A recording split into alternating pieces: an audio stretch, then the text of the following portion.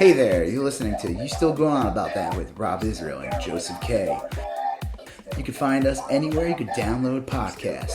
You could also find us on Instagram, Twitter, and Facebook at YSGoat. Thanks for listening.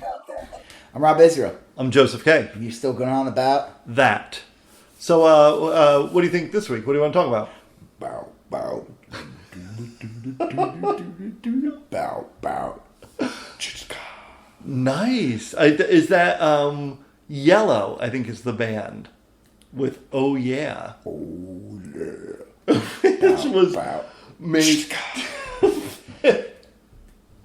Are we gonna get in trouble for that? No. That's a loving homage. We don't get I don't think so. Go bow, bow.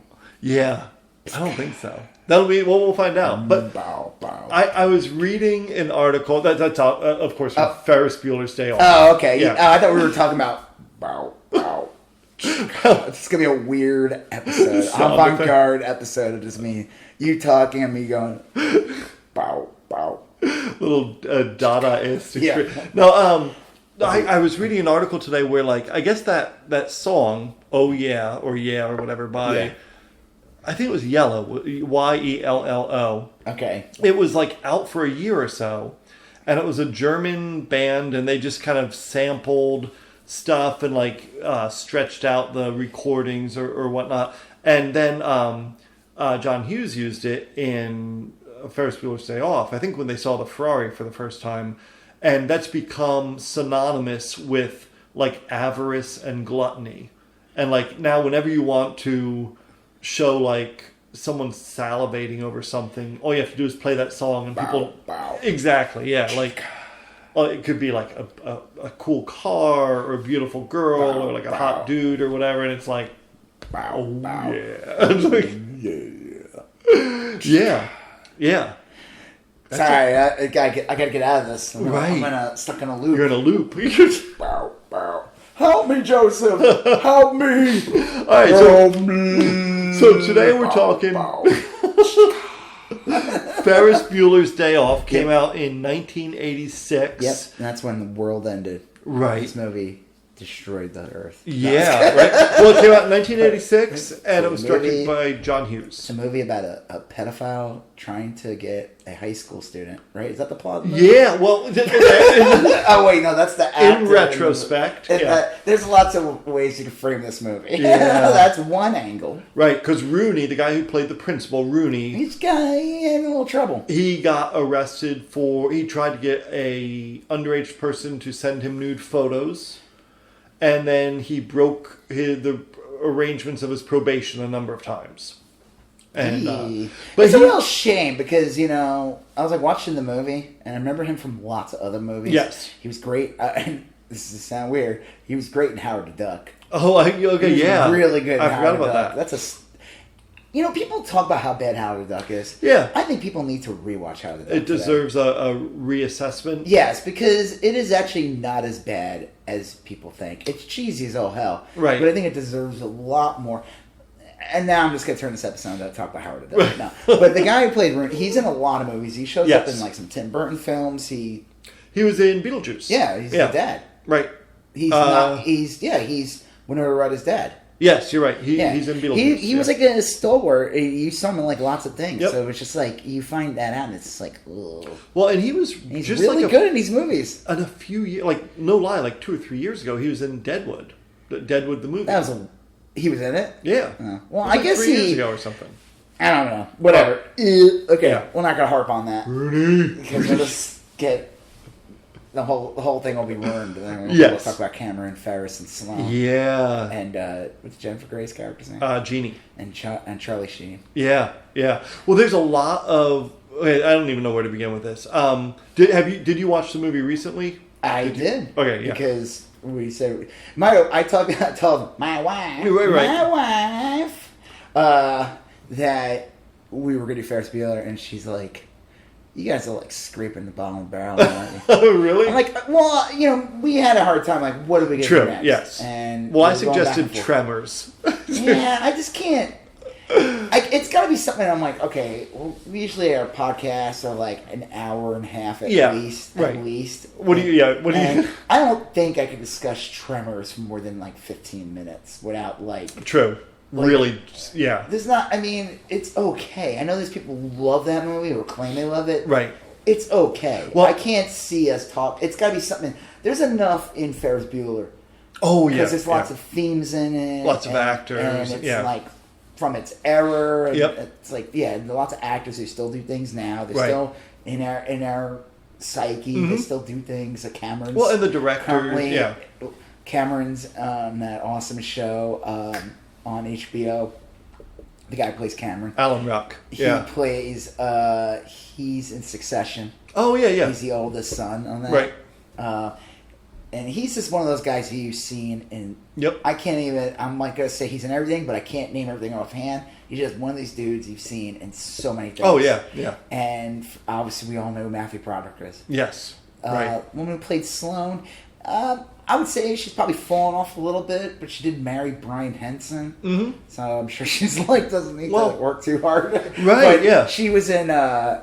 Even though I'm sure someone would come back to me and say, well. Maybe it's not easy for a woman to get a role. Yeah. So I'm not. That's a whole nother discussion. Right. That's a different podcast. It is probably not hosted by two middle-aged white dudes who can't see outside of our privilege. Right. Well, I'm going to stay in my lane. Speaking of privilege, Ferris Bueller. Right. But she Sloane. What's her name? Mia Sara. Mia Sara. Actually, is in a lot of stuff. Oh yeah, and one of the things she was in was Legend. Yes, she was. Right. I totally forgot she was in that. And it's like funny. How old was she when she was in this movie? In this one, she was a little older than Matthew Broderick. I think was 18. He was only 8. No way. No way. Well, because Matthew Broderick, I think, was like in his 20s when War Games came out. Alan. Oh, was he? Yeah. Alan Ruck was like 10 years older. Yeah, he was 29. I watched the thing. Well, if he's 10 years older, then he was 10 years old, more than 10 years old of the role he was supposed to be playing. Oh, okay. He was like 29. Right. And he brought up the thing. He said like how, well, the character is not a typical kid. True. Yeah. And he even said that what got him the part really was that he himself, when he was that age, was not really a typical. Right. He was like older than his time anyway. Yeah. He was up for the role as the Judd Nelson part in. I saw that in Breakfast Club. Yeah, Bender. he was up for it, and I guess that's how he got this part because it's John Hughes. Well, and he'd been in a Broadway production with Matthew Broderick. Oh, okay. For like a long time. Like that's where they met. And Sloane, Mia Sara, right? Yeah. Originally was supposed to be Molly Ringwald. Yes. But I'm sorry, I know people say that like Molly Ringwald is like, I don't know. I never as a kid, I never found her. Like, I thought she was super pretty. I never found her pretty, but Sloane is like she's stunning. She is a stunner. Yeah. Like that actress is a stunner. Well, and like it's just, and there's a difference. And I'm not trying to like. It's just is. Yeah. I mean, like no. I actually thought Molly Ringwald was like really super, but not pretty. right for that part. Not right for that part. No, John Hughes. She can lead a movie. Yeah. John Hughes said that the role wasn't big enough for her. Like unfortunately, Sloane is. It's like she's just like. She's a little one note. Yeah, the one scene with her in the car though, when she's putting on the glasses and. I guess she's trying to distract. They see Ferris Bueller's dad, and it's a really bizarre scene because she just has glasses on, but you can tell she's like trying to like flirt with him, distract him, and you don't know if he's like kind of like, ooh, he looks like really he's maybe down with it. Looking at me, but at the same time, it's like you have to know that like this is a right. Even though clearly she was not, this actress was not 16, right, but or as Alan Dershowitz would say, right, yes. the Alan defense. Dershowitz, who believes statutory rape is an outdated concept. If you listened to our previous episode on the impeachment, you would get this joke. Yes, yeah. We didn't record it on the same night. No, no, not at all. Well, it was cast perfectly, I thought. Like, I know John Hughes said that he 100% had Matthew Broderick in mind when he made the movie. Yep. He wrote the role for that person. And he said that Matthew Broderick had that perfect mix of being likable and a little roguish, and he said the only other person that could have ever played that role was Jimmy Stewart, 50 years earlier. He was born in 1962, Matthew Broderick. Oh, okay. So that would have made him, he would have been 18 in 1980. So no, he was like in his early 20s by the time this movie was made. That makes sense. I mean, that makes more sense. And then, I'm sorry, I just have to look these Yeah, things how up. old was Alan Ruck at the time? Alan Ruck, they said, was 29. So he wasn't 10 years older than everybody. He was over 10 years older than the role he was playing. And Mia Sara was... Mia Sara was born in 67. Okay. So she actually was around probably 18 or 19 Wow. when they made that. So see, because she's a little more truer to the age. Yeah, she looks that age in the film, but she acts. She has much a older. more mature face, though. That's the other thing too, and that's the difference between, unfortunately, and I think maybe it's not a knock on Mara Ringwald. I just think Mara Ringwald always had kind of a more of a baby face, kind of and this Sloane character was supposed to be a little more. I don't know what the word would be. Sophisticated? Yeah, a little more. It's perfect casting, and like you really said, was. she could. If they want to make a female Ferris Bueller, you would just get at the time. If they made a female Ferris Bueller, right. They would have just cast Molly Ringwald. Oh yeah, and she would have had that. She would have run with it. Yeah, right. And they wouldn't cast Matthew Broderick to play her boyfriend. No, because then he would be. Yeah. Taking up. Yeah. No, but it was cast perfectly. The characters and you had Matthew Broderick as Ferris, who's kind of like a charmingly roguish. We'll talk about that. Okay, so what's the general plot of this movie? Yeah, going on about plot's real easy. Ferris Bueller plays hooky and has adventures. That's it. That's the general ropes plot. in his friend and his girlfriend, and they do a ditch day. Yeah, and John Hughes said he kind of wrote it in a lot of ways, as a love letter to Chicago, and you can really see that. Yeah, with the Museum of Art, the museum, the ball field, some downtown scenes.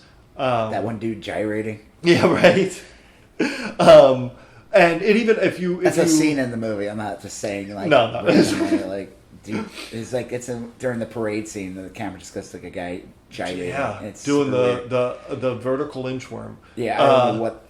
Maybe he was having a seizure and they just caught it on film. But it even opens, I think the very first thing you hear, even before you see any of the movie, is a TV announcer saying "Good morning, Chicago," or it's 77, and he describes a perfect day, and then Ferris wakes up, and he's pretending to be sick. So the whole plot is, and Jennifer Grey plays his sister. Yep, his sister. Jeannie.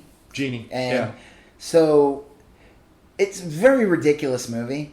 It is. In that, one Ferris is a very unrealistic character. This is a very fantastical movie. It is. It's a comedy, but it's fantastical. There is I will say Cameron is probably the most grounded character in the movie. It's not bizarre. He doesn't have superpowers. But it's borderline ridiculous. Yes, because everything works his way. Yeah. And that's not how the world works. Yeah. And he breaks the fourth wall. He'll talk directly to the audience. Well, right off the bat, it's ridiculous because he has this full-on equipment. Mm-hmm. Thousands and thousands of dollars of equipment. And it's his parents, they do okay, but they're not doing, right. Okay, son, here's all the top-of-the-line stereo mixers and all this crazy shit. It's computers and, I remember even thinking back in the day, this is just crazy. And he knows how to hack into the school and erase his absences. Yeah. And Cameron even, although Cameron is a very grounded character, his dad has one of only 100 Ferraris ever made. Well, he's model. Rich. His character is... But obscenely rich. Yeah. Rich, none of these characters are relatable in the sense that we would ever have them. Cameron's the polar opposite of Ferris. Ferris is happy-go-lucky. Yep. He's got a girlfriend. Everything literally goes his way.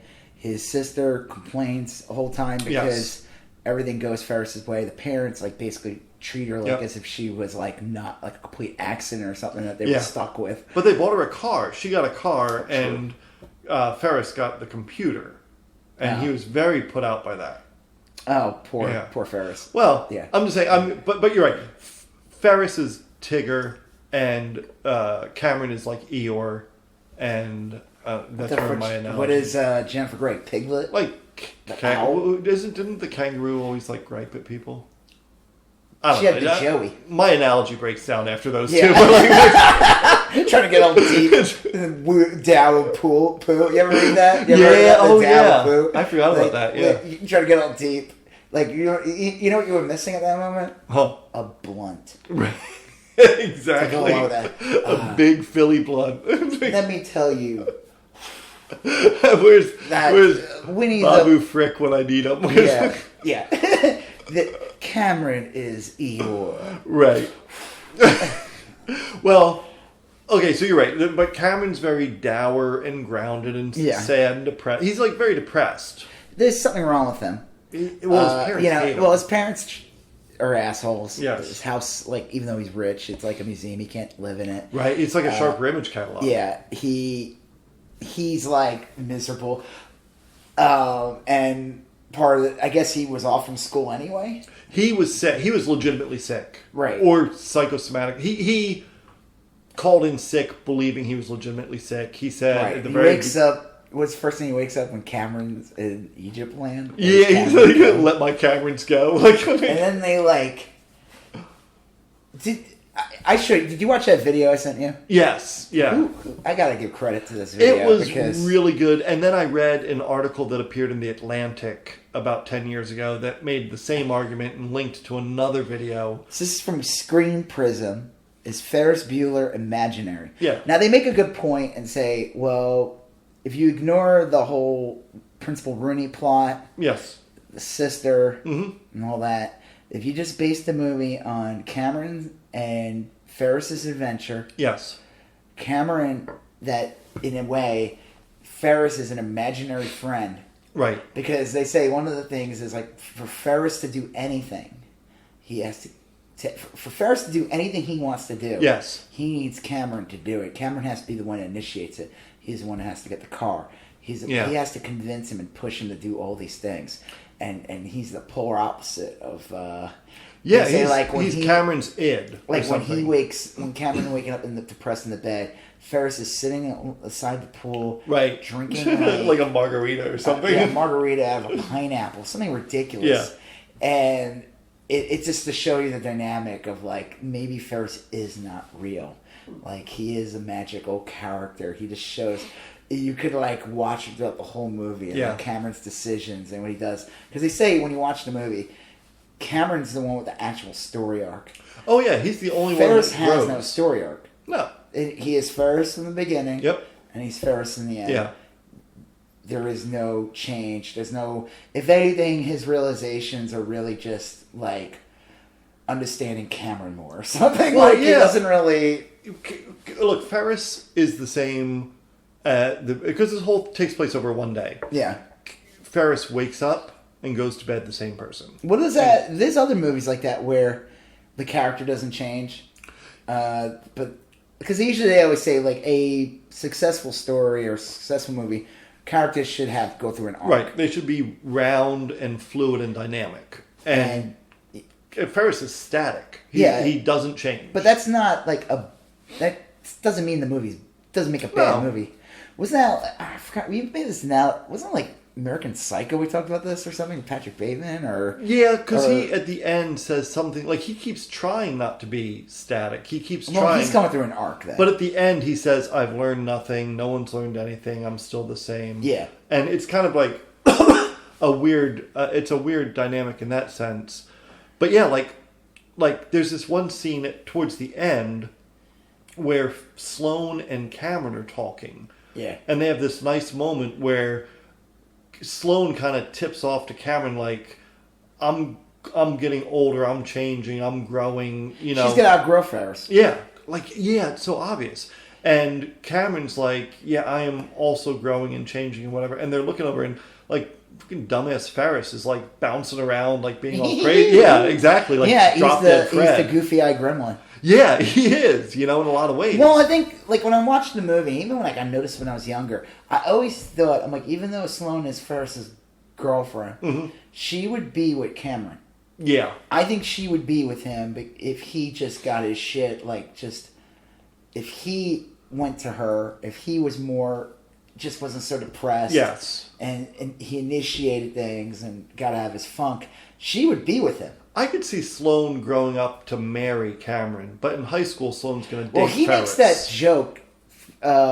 Ferris makes a joke earlier yeah. about Cameron where I think he's talking to Sloane or something. Right. And he's like, that guy's going to marry the first person he has sex with, and that person's going to treat him like shit for the rest of his life. Yeah. Because he's going to kiss their ass. Right. And she's like, and if you kiss anyone's ass, they don't have respect for you, basically. Yeah. And it's like, there's a lot of like little philosophies throughout the movie. Yeah.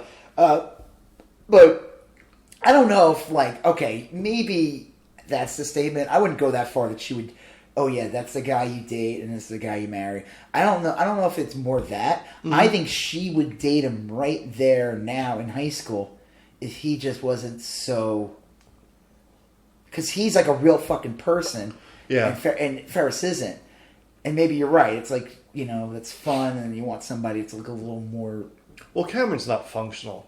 Like, right. he can't go to school because he's sad. Yeah. Like, that's right. No, he's up. got he's got a lot of problems. Yeah. So, but that's why I was saying, though, I get the gist that like, Sloane is like, I mean, I guess, would you say there's like intimate scenes? And I don't mean intimate like sex, but like intimate scenes with Ferris at all? I guess they talk, but like... I don't know, because I think you're right. Like, look, she's clearly attracted to Ferris in like a fun way and everything, but she shares much more intimate moments with Cameron. You're right. I mean, like, she does, like, when you see Sloane and Ferris, she's playing a role. Like, I'm Ferris's girlfriend. Right. And this, I'm like, the Angelina Jolie to your Brad Pitt or whatever. Yeah. But when she's with Cameron and they're talking, they're much more like real. Yeah. You get the feeling that, and I guess that's like a tribute to Mia Sara, because like that's a real weird shift to make, right? Acting wise, it was kind of cool. I don't know. The reason I asked you if you had seen this recently, we always watch the movies. I've seen bits of it, but I haven't sat there and watched the whole thing straight through in a good amount of time. I saw it a million times back in the day. It opened. I didn't see it opening weekend. I was trying to think. I was like, how much I saw this opening weekend? I don't think I didn't see it for years. I didn't see it till like I saw it years ago. Yeah. But I don't think I saw it till like closer to like the 90s. Oh, okay. Well, it opened the same weekend as Rodney Dangerfield's Back to School. That movie's awesome. That I can do a podcast on. Yeah, well, I saw... Shaking a baby! Yeah, Twist they both shout. did Twist and Shout, They right? do a triple... Oh, they do? Yeah. They don't do Twist and Shout. Right. That's fucking... But does Ferris do the triple Lindy? No. But Twist and Shout skyrocketed in the charts that year because it both these movies came out the same day. Whoever wrote that song, fucking... Yeah, right? He's like... Oh, there's got to be like one more movie that year that had it in there. Well, it'd be funny if it was like something depressing. Yeah. What's that movie with like Jack Nicholson takes like Iron Mountain or something? It was like takes place in the Depression era. That'd be great if that's it. Yeah, right? It's like Shaking a Baby, Twist and Shout. Well, I remember seeing Back to School the opening weekend because I was very excited to see that movie. And I must have seen Ferris Bueller like the following weekend. And in retrospect, I mean, Ferris Bueller has had more legs than... But anyway, when the movie came out, it was like a big kind of deal. And so I saw it a whole bunch of times when it came out. I've seen it subsequently. Amanda and I, my wife and I actually bought the DVD back when we were buying DVDs, 15 years ago. But I rewatched it. I might have it on DVD, actually. We do. We bought a 3-pack. I don't have a DVD player. Well, I play them on my Xbox, but... We bought a 3-pack and it had Ferris Bueller, Pretty in Pink, and one other, maybe Say Anything. It was like a probably shittiest quality. It's all one disc. No, it was, but they're all like the cases have like nothing in them. Okay, like it's just stripped down. It's just the movies. It's not like no. Right, Criterion edition. But I watched the movie. You need for this movie. Yeah, I watched the movie. And then I listened to the movie like I would a podcast. I listened to it on the way to work.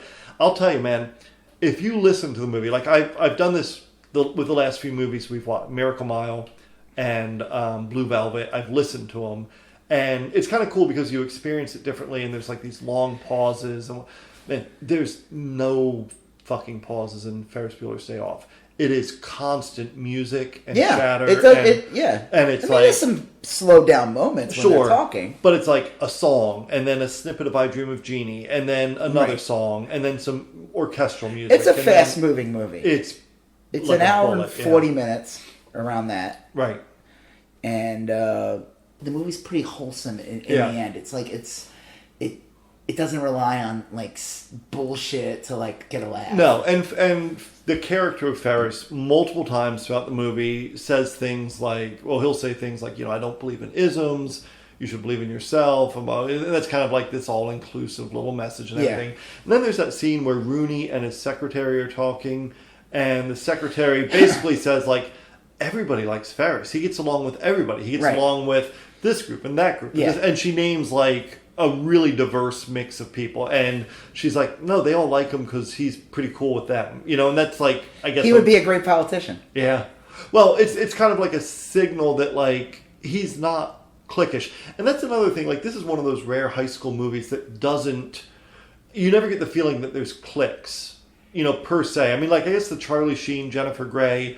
Well, Charlie Sheen doesn't go to high school. He's like an older guy who's like a drug dealer. But that introduces the element that there's like good kids and bad kids. Yeah. But aside from that one scene, all the kids are just like...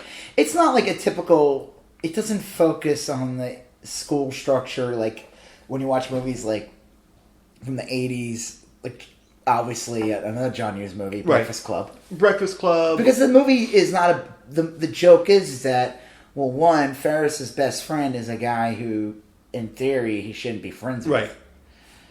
Yeah. Like, it's like a guy who's probably not popular. Polar opposite, unless he's using him for his money or something. Yeah. Well, he's super rich or something. How do you think he pays for that computer? I know, right? Well, Ferris, I mean... Hey, Cameron, give me money or I won't be your friend anymore. Hey. Well, there's... Okay, Ferris here. Yeah. But these are all... I guess, and that's... I guess I'm... But it doesn't... It's funny because it comes from John Hughes, and John Hughes did... Breakfast Club like a year or two before Ferris, where the whole movie is about the isolating four kids? It was like, no, it was Amelia Estevez, Molly Ringwald, Judd Nelson. 5 kids. Yeah. And they all represent 5 different cliques. Right. The dirtbags, jocks, the freaks, the cheerleader. The nerd. And the nerd. And Ferris, what's great about this movie is that Ferris is like above that. Yep. He's not part of any of those. Right. He didn't give a shit. And the thing is, they even say, like, if you look, like, he's really smart. He actually does really well. Yeah. It's like, what the fuck's Principal Rooney's problem, dude? Right. Well, Rooney says, and I thought this was kind of cool because, like, normally you're like, well, why is the principal being a dick? And Rooney says being played by that guy. That guy always played a dick. Because he's a sex offender. No, because Rooney says to the secretary, I can't remember her name, but basically like, look, Ferris fucks around, and I can't have 1,500 Ferris clones or Ferris disciples around here. No one will respect my authority. And the irony is, like, no one respects any of the teacher's authority. Yeah. You got Ben Stein, you got that literature teacher, you got Rooney. They're all like, and even like Ferris's parents are like incredibly clueless. Yep. The dad doesn't realize like that's his son's girlfriend flirting with him. The mom is like... he did. Well, yeah. Or he did. Like... Oh. Hey. And the mom is like, oh, my boy would never lie to me. You know, and like... Yeah, they treat the daughter like shit. Right. And so, like, not a single adult in this film is competent. It's like Charlie Brown if they had to have the adults right. in the Charlie Brown. But, like, no, we talked about another movie like this recently, but, like... Red Dawn. Yeah, maybe it was. But, like, not a... Starring Jennifer Grey. Yeah, right. But not a single adult in this movie is competent in even the most basic way. What movie did we watch where we talked about that? There was another... Oh, Blue Velvet, we talked about that. Oh, yeah, right. We talked about, like, all the adults in that movie. You're right. Except for, like, the vicious gangsters like Frank Booth. Yeah. But all the ones that are supposed to guide young people right. are completely clueless. Yeah, they were either incapacitated, clueless, or evil. Yeah. Yeah, I mean, all the adults were, like, fucked up in some way. This movie, I don't know if they are. I just think, dumb. like... Yeah, they're just, like, Ferris is so charming and likable, that he can cloud their mind. Maybe he's a Jedi. Well, I'll tell you, he's probably more of a Sith Lord. I taught high school for a number of years. Yeah. Not a long time, but enough to see. Do like, you have any Ferrises in that? There's always a Ferris, all right, and you can choose to kind of love him, or you can choose to let him get under your skin. But how would you know that he was a Ferris? Well, because he wouldn't be there. I'll tell It you, would be his day off. There's a couple kids, and there's one kid that was named Dante. I won't give a last name. And there's another kid that was named Brandon. Dante's Day Off sounds like a loose sequel to Dante's Inferno. But they would both like kind of fuck around and everything. But they were really nice kids, and I think that's what makes Ferris and kind of forgivable. Is like he's genuinely nice. He's a kind guy. He's not out to hurt anyone per se. He's nice to all the other kids. And so like, but like, look, they still break a lot of rules. They still cut class. They still do X, Y, and Z. Some teachers, they lose their shit over stuff like that. They can't handle it because the order is breaking down and the whatever. Well, that's why my dad always tried pushing me to be a teacher. And he's like, because he was a teacher, and he like, and I was like, there's no way I could do it. I could not do it. I would lose my shit. Yeah. There would be like a type of guy like Ferris or something, and I wouldn't be able to handle it. Yeah. And I would be like fired because I would like probably kill the kid. Yeah, I don't know. I think literally, but like something that. Yeah, I always kind of looked at it and like this is like a little off, but like Ferris is like a really nice, lovable version of like Anton Sugar from No Country for Old Men. Geez. Well, they're like this force of nature. He doesn't shoot people with an air nozzle thing, but they're like unstoppable and they're a force of nature. It's like getting angry at the rain. Like you can get angry that it's raining, but like it's fucking raining. That's what rain does. So Ferris is going to be Ferris. You can't fix that or change. Well, maybe it's like also like the only person who's bothered by it is, like you said, Principal Rooney. Yep. Who's really bothered by it. He's really bothered by it because it does like it's like the thin thread holding his authority over the school so he could do his job properly. Right. And here's this kid. And the joke is, Ferris probably doesn't think once about Principal Rooney. I don't think he does, because he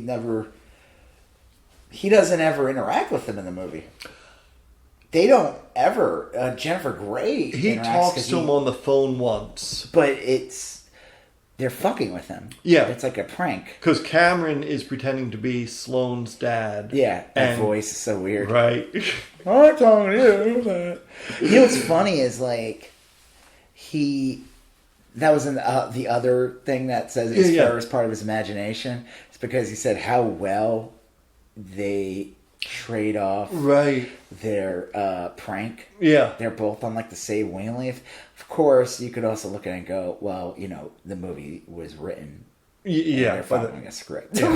Well, the other one I saw was that Cameron and Ferris are the same person. Yeah. Well, some Fight Club shit there. Yeah, exactly. And that made a lot of sense. Like it would almost be.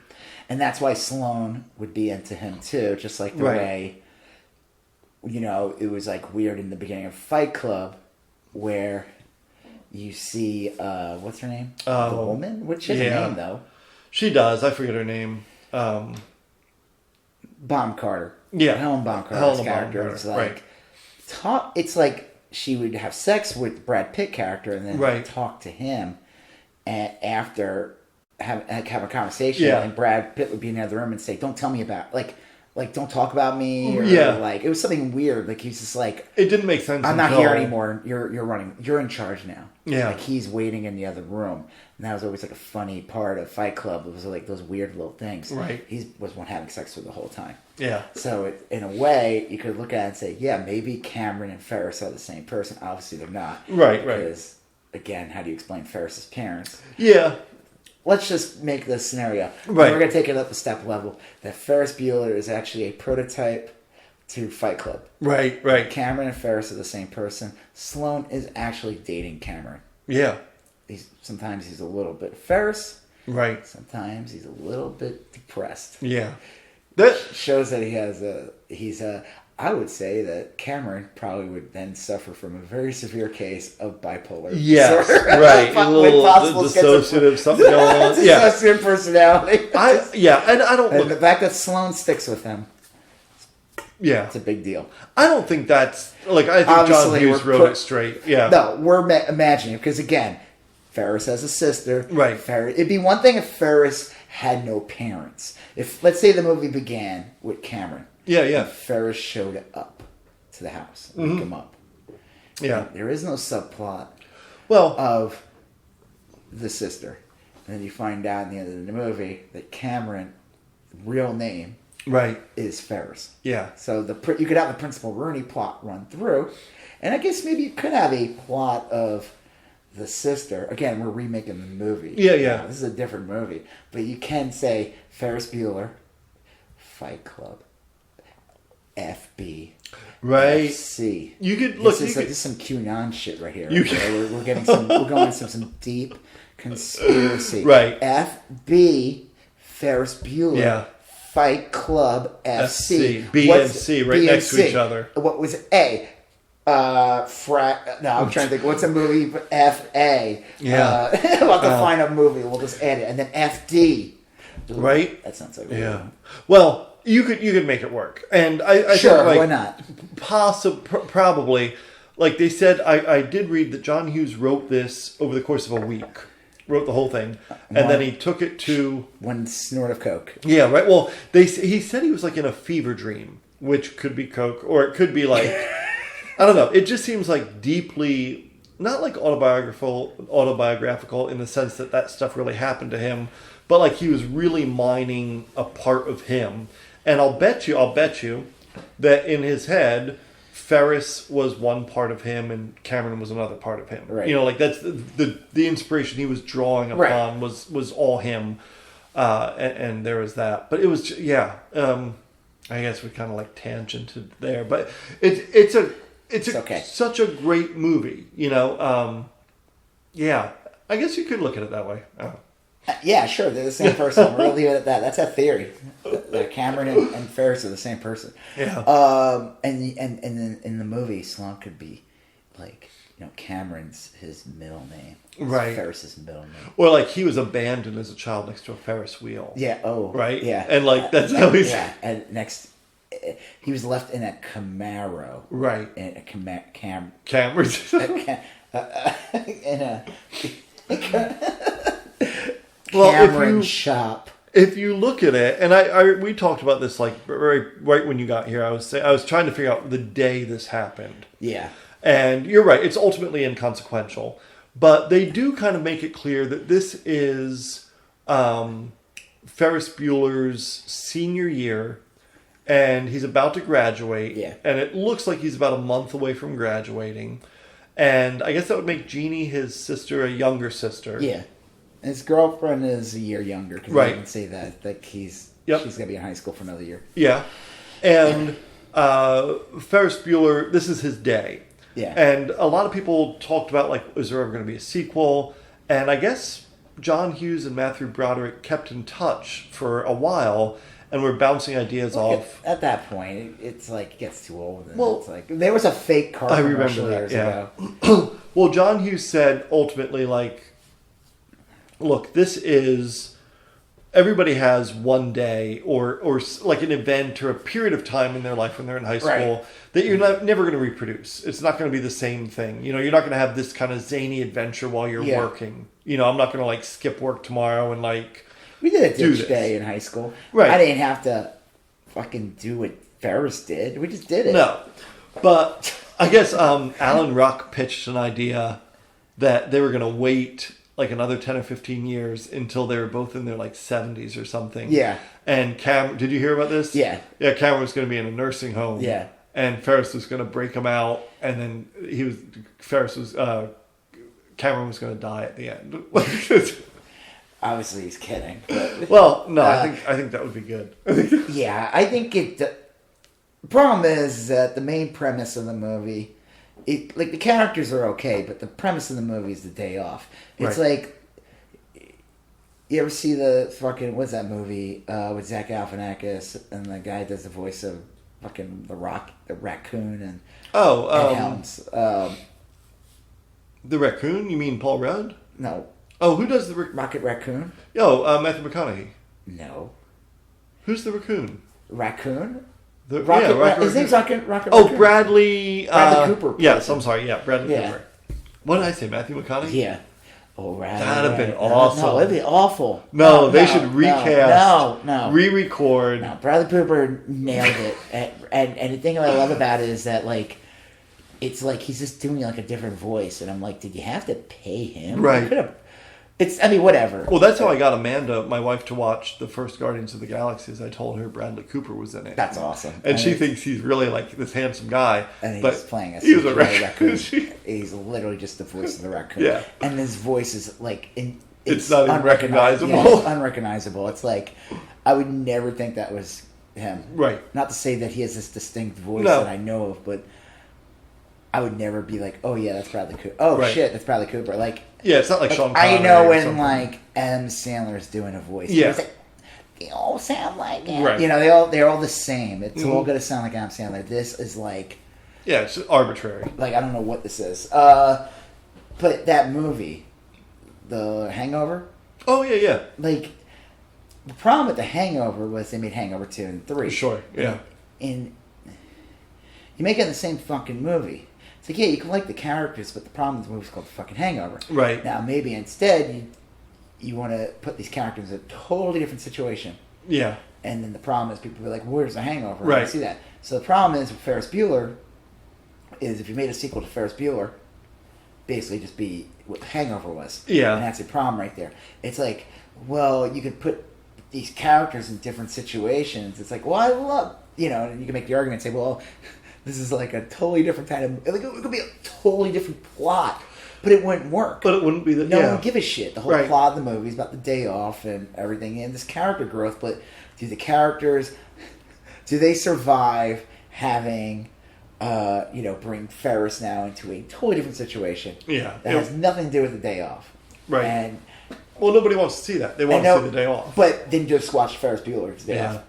Because if you watch The Hangover, if you like the Hangover movie, I guarantee you majority of people do not care for the sequels. Yeah. Because at the end of the day, they're crap. Well, the funny thing was, I actually liked the third one.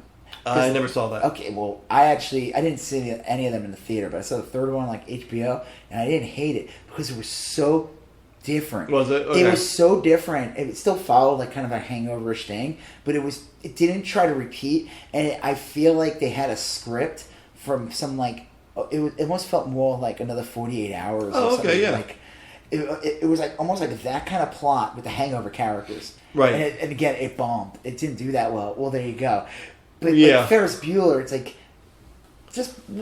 I guess the idea, if you want to do like Ferris Bueller when they're older, it'll be funny for about 5 minutes. Right. That's Ferris Bueller. It works as one movie. It's like Home Alone. Home Alone is a good example of why Home Alone 2 sucked. I know people say it's better. It didn't. It was stupid. It was like, it's the same movie. Yeah. In the end of the day, I mean, it's like you need something that's like super generic. Like, I'm going to bring up like Police Academy, and I know that's really dumb. It's not like it's this classic amazing movie. No. But you can put those It's Police Academy. It's a generic thing. It's a bunch of goofball cops, but you can put them in different situations. Oh yeah. And you can have a sequel where they go to space. Well, yeah. It wouldn't even matter. You can do all these things, but the problem is Ferris Bueller follows the rules of the day off. The thing is the thing. And that's what people want. Yeah. And so when you can't do Ferris Bueller 2 and then have it be like swim school. Yeah, that would be fine. People be like, well, when's he going to play hooky at swim school? And then it's about like Ferris winning the swim competition, and people be like, okay, I guess that was good, but sure. I want the day off. And I'd be like, well, go Ferris watch got to it. do shit. He can't take Yeah. all the days off. Yeah, he's a fun, sometimes I would like to think he's an adult now, and he can even say that to the audience. Yeah. Like, hey, Ferris, when are you going to take a day off? And he's like, I'm I an don't adult. have time to take off. Right. I'm an adult now. I'm on probationary period. I don't get 2 weeks off until next year. What? Well, oddly enough, the jobs, you don't get it. they did try to recreate it with a Ferris Bueller TV series. It didn't work. And it didn't work. It bombed. But there was a show on Fox that Yes. I wouldn't say was a success. It was on for a couple of seasons. It was amazing. It was called Parker Lewis Can't Lose. Right. And Corey Nemec. Corey Nemec plays Parker Lewis. Uh-huh. It's not Ferris Bueller, but it takes all the elements of Ferris Bueller, but it's not bound to the rules of Ferris Bueller's Day Off. No. It's like, but it takes that carefree character who can do whatever he wants, and he's very popular, but I always liked Kubiak. He was my favorite He character. was great. And he had like the sidekick friend, but it had the same plot with the sister. The Yeah. sister that's always like, Shelley. damn you, Ferris, Yeah. or damn you, Parker Lewis, who can't. One day you will lose. Well, it was perfect. Parker Lewis Can't Lose was amazing. And it was basically like the other 364 days of Ferris Bueller's life. And it's not fair, because Right. you could say, people were watching and like, well, this is basically Ferris Bueller's Day Off. But it's not. It's not Ferris balanced. Bueller's Day On. It's It's all not- the days he went to school. because it's a different name. Yeah. It's the same character, Yep. basically, same almost similar identical. storyline. The principal. Yep. I forgot that guy's name. That guy's awesome. It wasn't a woman? It was or Miss- maybe his dad played. Yeah, The principal is a woman, and there's the chief antagonist was Frank Lemur, played by Taj Johnson. And when I was a student teacher, when I was in teacher school, like back in the day, yeah. I looked identical to this Frank Lemur character. And Dude. Frank Lemur was like an ultra-conservative, like, Nazi rat or whatever. Oh wow, good But for you. I looked just like him. And a lot of the kids called me Lemur. And it was like really frustrating. But I kind Timothy of rolled with Stack played his dad. Timothy Oh, Stack was okay. awesome. Yeah. He's this yeah. guy- yeah. Who was the principal? That was another famous, Man, quasi-famous. the John Pinette, that really overweight comedian, I guess played the coach. Oh, okay. That's really funny. Yep. Because he's fat. I get it. He's a coach, but he's fat. Yeah, right. Oh, Irony. the comedy just doesn't end. Doesn't it? The comedy, it's like endless. Man, who played? I don't know. Taj Johnson. Yep, he was I like Lemur. his picture on IMDb is a photo with him next to Elvira and someone else. Oh, sweet. All right, good. I don't know. I'm trying to find the Miss Lewis. No, that was the mom. No, it was Oh no! Oh, Garrett Graham was on that show. That guy's awesome. Who's... He's this guy. He's from TerraVision, but he plays Meathead in one of the best movies ever made, Phantom of the Paradise. Oh, okay. And that's one we need to talk Right. about one Yep. day. Phantom of the Paradise is an Yeah, awesome you've movie. mentioned that before. Yeah, he played Beef, Oh. which is basically meatloaf. Right. Beef. Yes. And this guy, he's just one of these people, and I think he played the principal in Parker Lewis Can't Lose. Okay, that could be. Which is a very similar role to the Rooney. Rooney. It's like unfair. Right. We as an audience expect we like the characters of Ferris Bueller, but we demand the day off. Yeah. We can't put them in anything else. Right. So Parker Lewis comes along and goes, I could be that. Yeah. And it also had the luxury of not having to perform as well, being on like Fox, which Right. at that time period, I think like The Simpsons like barely premiered yet. Yeah. It was like Married with Children was like their biggest hit. Yep. Well, and Fox, if I remember right, at the time was really unreliable because they'd also like show some sporting events here and there, and like the schedule was always all fucked up. And I don't know. Yeah, I think it wasn't like Parker it Lewis wasn't was like on like Sunday nights or something. Yeah. I mean, it was like a weird time, and I love that show, but like I said, Yeah. so it's like it's really hard to make sequels sometimes to something that has like such strong rules to it. Right. It's like I don't want to see a Fight Club 2. I know they made a comic, but that right. it doesn't work. It's like Star Wars works because it's a giant universe. Yes. You can put I think it works better on TV now. Oh, yeah, because now, you can yeah. put those you're more accepting to different storylines. They don't all have to be. But when people go to see a movie, it's like everyone claims they want to see something different. They really don't. They really expect a big space battle. Yeah. Where's the space battles? Where's the lightsabers? Right. Where's this? Laser guns. I want all of this. TV, they could get away with it. Right. But like I said, it's like, so I'm glad they. I mean, I'm not saying I'm not glad. Hey, if they made a Ferris Bueller 2, sure. But we kind of know what it would be. We've seen the sequels, Home Alone 2, right? The Hangover 2 and 3. It's like you want Ferris Bueller 2? There it is. Yeah. Why don't you sit back and watch Beverly Hills Cop 3 before you start asking for a Ferris Bueller's 2? Yeah, right? exactly. Hey, you like Crocodile Dundee? Right. Okay, hold on. I got Crocodile Dundee 2 for you. Yeah, right? That's a cautionary tale. Yeah, there's some things that just... the storyline, I'm trying to, there's, another movie, there's other movies we talked about, but, it's like They Live. You can't make another They Live movie. No, because the whole shot, what makes that movie great is the shock of putting on the glasses and realizing it. So once you realize it, it's like, now maybe if there was a TV show and you want to see the full adventures, but as an engaging movie that is thoughtful and where you it's. I don't know. I'm trying to think what movies work. There's some movies that work as sequels, and some that just they don't command it. Yeah, I think look, if you're trying to make a point, like a social commentary or whatever, it's harder to follow up on that because after you've made your point, you've made your point. Like They Live was making a point about consumerism and a few other things. Once that point was made, that's same thing with Fight Club. Right. Exactly. Once the point was made, okay, I get it. But Star Wars, I don't think Star Wars was trying to make a point. It was just trying to tell this really fun story. That's why it works over and over again. Star Trek. Yeah. Well, Star Trek was designed for TV. Right. So it's fine if they make movies of it. Right. They can put them in different adventures. It's me. It's funny whenever they announce TV shows, they're never on attached, but that's fine. You listen to our podcast, we're never on. You're right. I always kind of know when a show is going to be successful based on the situation. If the plot involves something that's too strict. Okay.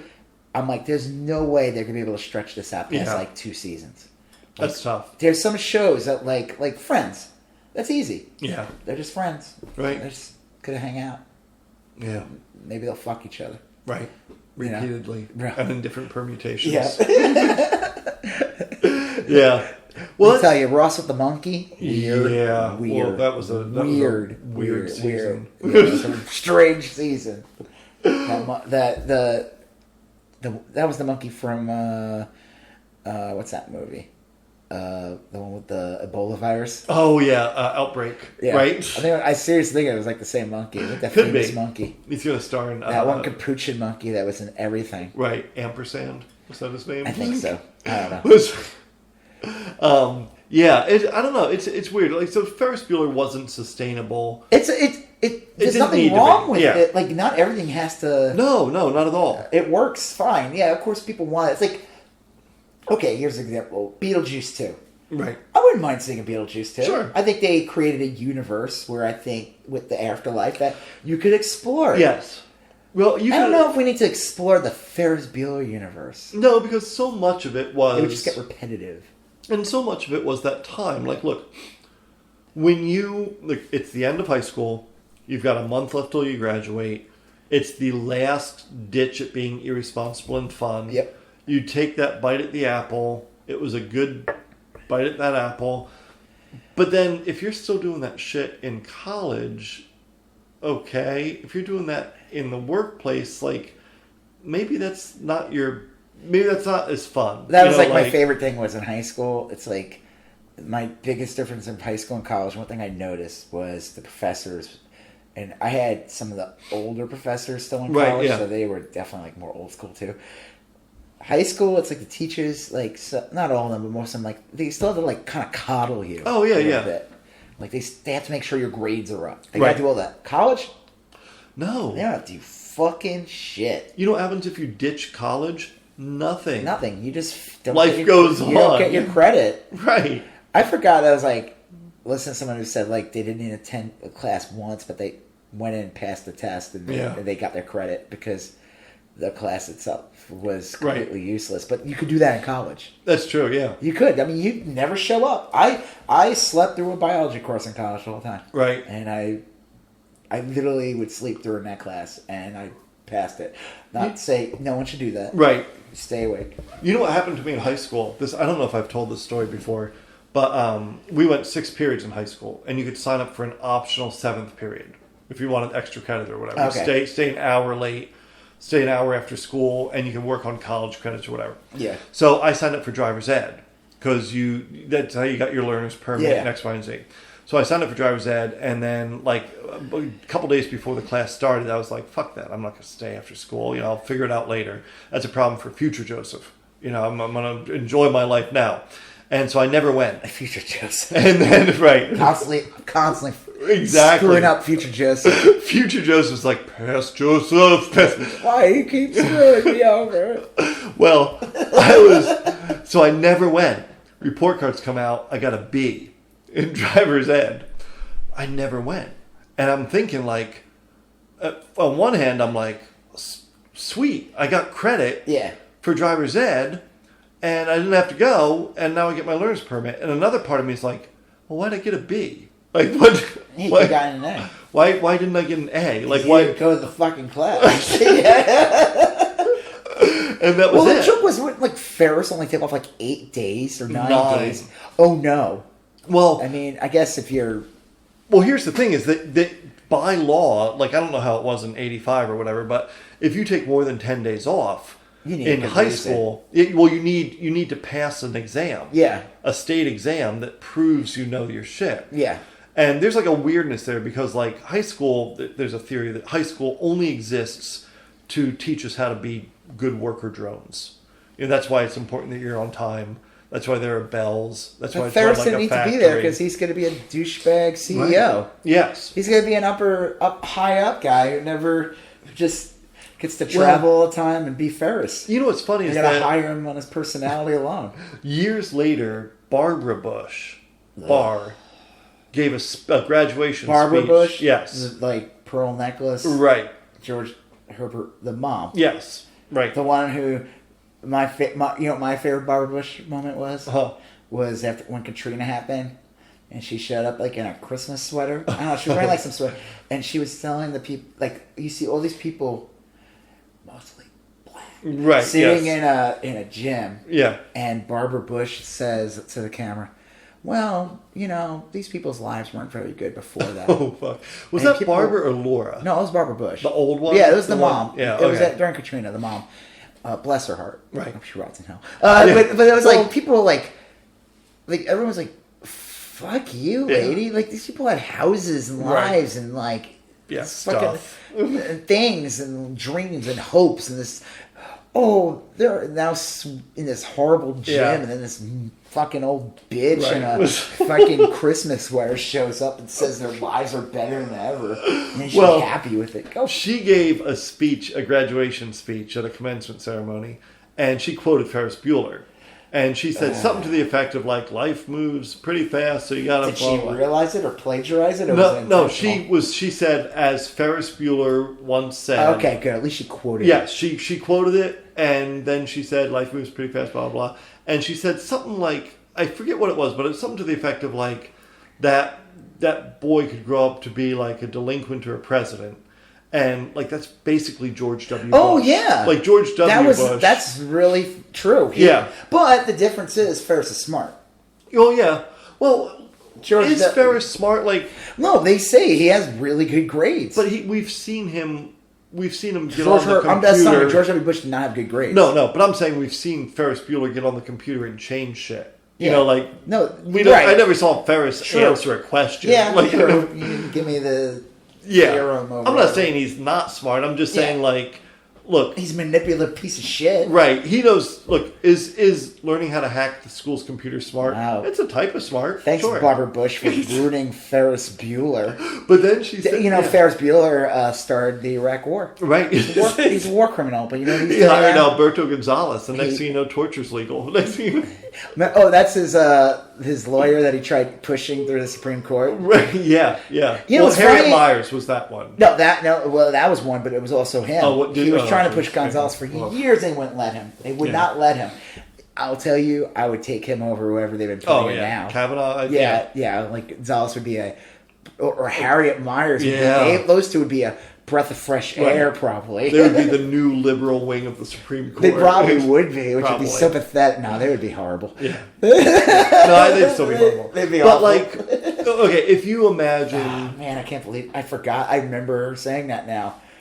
Ugh. That might... I don't know. I think I would say the Katrina thing's worse, but that's pretty bad. Yeah. That's a way to ruin him.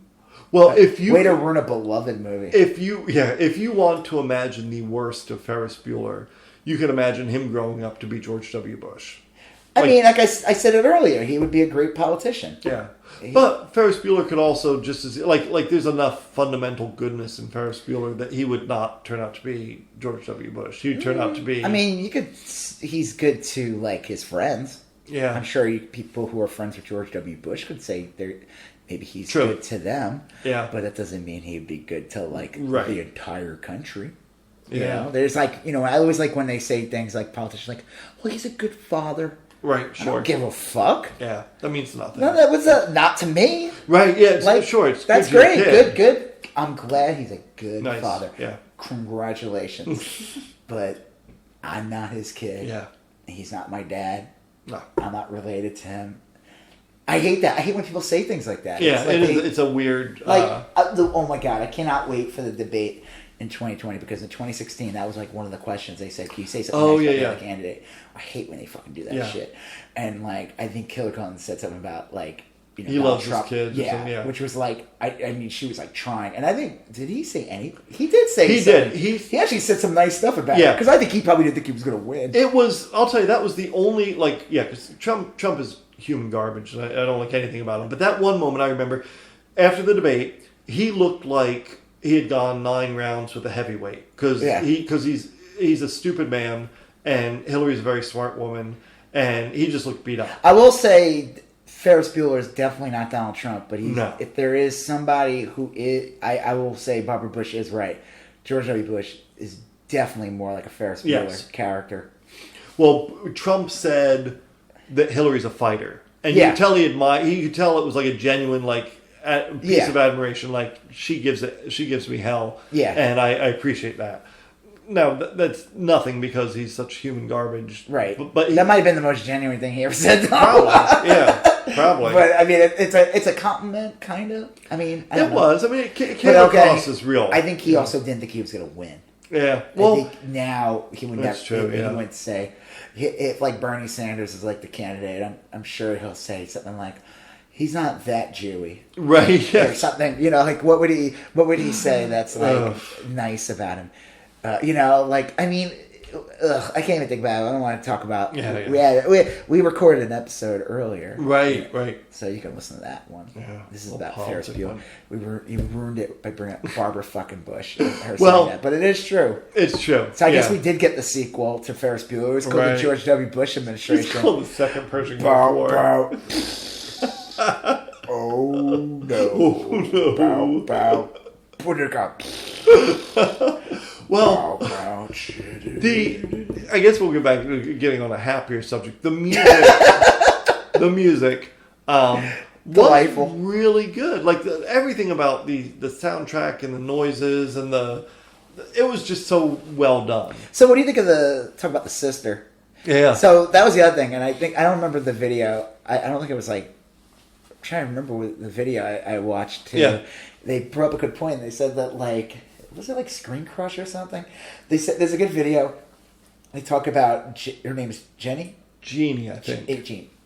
And how it's like almost like she's like a feminist in a way because the whole movie it's like Ferris he just gets away with fucking murder and she's kind of just treated like she is like the other kid. Yep. She's not favored. I guess the joke is that there's that great moment in the end with Charlie Sheen where she's so focused on Ferris. Yes. Even when the parents are like, well, we gave you the car. Right. And it's like, yeah, but she's focusing on what Ferris has. Yeah. It's like, well, you got a car. It's Like, Right. She so that's a got good much point. better. Yeah. Yeah, and then the other thing, and they might be like, we gave you the car because we think you're a more responsible Yeah. person. Ferris is not. We think so low of him Hey, that we gave him a computer. we bought him instead. an Intellivision. Right. We don't actually like. That's like the joke. You ever like, man, I knew people like this growing up, and even you knew people like this, and where the and parents do it too. Yeah. Where the expectations are so low for the Right, person that you like, and you're just like, why is this person getting away with it? Yeah. But at the same time, the other person's like trying to compliment you, maybe not doing a good job telling you like, Yeah, yeah. I trust you. Right. Like, so the fact that they gave the younger daughter, she's younger than him, Yeah. the car, Right. That's shows something. that they really, as much as they love Ferris, Yeah. they don't think of him that great because he's probably an unreliable piece Yeah. of shit. Well, I wonder, like, I would have liked Just to like have George seen- W. Bush. Jeb Bush probably got to drive the car. They filmed that movie, and Ferris had 2 other siblings in the original draft, and in some of the film. It works with just one. It works much better with just The other one would be useless. It would just be like a little kid. Or If something. you look at the dad, when the dad's on the phone in his office, he has a family portrait behind him, and it's the mom and the dad, Ferris and Jeannie, and then 2 other randos. Oh, really? Yeah, Oh, that's like, really funny. Sitting there. That's funny. And I guess they filmed some. I tried to find it today, and I couldn't. They filmed some with these 2 other siblings, and I guess that would make more sense that Jeannie is like the middle child or whatever, and Right. she's. Unless those kids are like much younger, it just doesn't fit the dynamic. No, that's why they cut them out. It makes no sense. Right. So just having Jeannie makes sense. Everybody has a role to play in this. Like you have Rooney as the bumbling antagonist. Yep. You know, Bumbling pedophile. right? You had. I need to find Ferris. You Why? had No reason. I need pictures of photographs of Ferris. Pics, please. Pics. You had the 3 main characters: Mia, Sarah, and Sloane and Cameron and Ferris. Yeah. And then Jeannie was kind of like a subsidiary antagonist. I mean, like, she was never... Well, the funny thing is, like, their stories don't... Ferris goes on his adventure. Right. And she just observes. And she has her own adventure, kind of. Yeah, But yeah. He's not affected by her. No. Her adventure, her story, like, his... How do I say this? She thinks her story says, like, he is the consequences to her story or something like that. Right. She has nothing that she does in her story matters to what Ferris does. No. Maybe later on with the parents or something. But, Sure. But to his adventure, his day off, they have no interaction. Yeah. Really. They really don't. And They really don't. No. And that's interesting, that aspect. Like, when the principal breaks into, like, the house. Yeah. Did she not realize it was the principal? She just kicks him in the face like 3 times. It's really Yeah, funny. she doesn't realize he's the principal until the end. That's probably how she got casted in Dirty Dancing. Yeah, right? She kicked so high. Well, And they were like, yeah. "We got her." Because she's sitting there, she's like, I know karate and I've got like a raging case of chlamydia or something. I forget what she said, but like... Chlamydia? She said some venereal disease. Like Did she? Yeah, she was trying to like prevent herself from being sexually assaulted. Oh, okay. Which was good thinking with Rudy there. And she was... And then the eventually... dog? Was that their dog? The Rottweiler? Yeah, the Rottweiler was their dog. And Angry fucking dog. yeah, I had a Rottweiler, Loki, and the Good dog's name. Perfect name for a it Rottweiler. was, and the dog's head was no lives, but the size of a cinder block, and that dog was a force to be reckoned You with. think Mike Bloomberg could shake that dog's No. face? That dog, I remember. Again, I don't normally go off on tangents about my life or anything, but My dog. I lived in Worcester, Massachusetts, and I was driving home, and some guy cut me off, and I laid on the horn and flipped him off, and the guy stopped at the stoplight ahead of me, and got out of his car, and I was scared to hell because like I was new to Massachusetts. Yeah, it seemed like real scary and rough to me and everything. Worcester's a very working class town. Okay. It's kind of and I lived in a very bad neighborhood and whatever. But I had Loki, my Rottweiler, with me, and the guy got out of his car and came toward me, and my dog put his head like into that? the windshield and pushed the windshield out, and wow. the windshield spider webbed, and like it didn't like. He didn't break out of the, but like it was very. That guy was like fucking I hauled ass out of there. It was like yeah, that's a dog that'll fuck you up. it was. That's a murder hound. It was like Cujo. Like Yeah. So yeah, Rottweilers are amazingly He was tough. my best friend. Yeah, he Till was. he bit my face off. Loki T Dog. He was a good one. Yeah. Loki T Dog. Yeah, his middle name was the. Thaddeus. No. Loki Thaddeus the dog. Yeah. So. Okay, well that's a good story. But yeah, the Rottweiler eventually takes care of Rooney. Rooney has like a tough end, and then. Well, do you feel sympathy for him? I guess you kind of do. I do. I mean, he's like this authority figure. I mean, it's like ridiculous because it's like, dude, like again, another character. It's like Jeannie. It's like almost like when she kicks him in the face. It's like she is confronting a possible future where you're so concerned about people like Ferris taking. You know, you become this control freak and you worry too much about an idiot like Ferris to the point where you like, I don't know, risk your whole entire career. So it's like, obviously I'm not saying that Jeannie would become that the principal, but it's like you become down that path and then you're just going to keep facing Ferris's your whole life and you're going to like, because you'll face, there's people like Ferris at work. There's people with Ferris in social circles. It's it doesn't matter. That guy that, Homer Simpson was like the Ferris. Yeah, who was that guy? Frank Grimes. Yeah, Frank Grimes, right? Yeah. So like I don't know, it's weird. And like in the end, Homer was just like, whoop, he was so clueless to like everything was grimy. But like, so when she meets Charlie Sheen in the end, it's like a great moment because it's like one, it's kind of funny. Yeah, it's really weird too because it was like, it's just. It's bizarre if you see him now. Did he have like AIDS or something? He got AIDS. Did he? Yeah, he did. Oh, okay. He's a wreck. Yeah, I'm surprised the fact that he's still alive is pretty amazing. It is. It's that tiger blood. Yeah, oof. Well, Rooney, look, on one hand, Rooney wasn't doing anything wrong per se. It's perfectly appropriate for a principal to like get on a kid for ditching. Like, there's go to their house, break into their house. Okay, I want to get to that part in a second. Yeah, but like on face value, where it all begins is like, look, principals should follow up on that shit. Principal, yeah. Shouldn't they have other things to worry about except one kid? Wouldn't it be like the vice principal more? Yeah, or a resource officer, or a dean, or something. Yeah, like it wouldn't be the prince. It's really bizarre. That's like, okay, you never watched Silicon Valley, right? No, it's on my list, but yeah.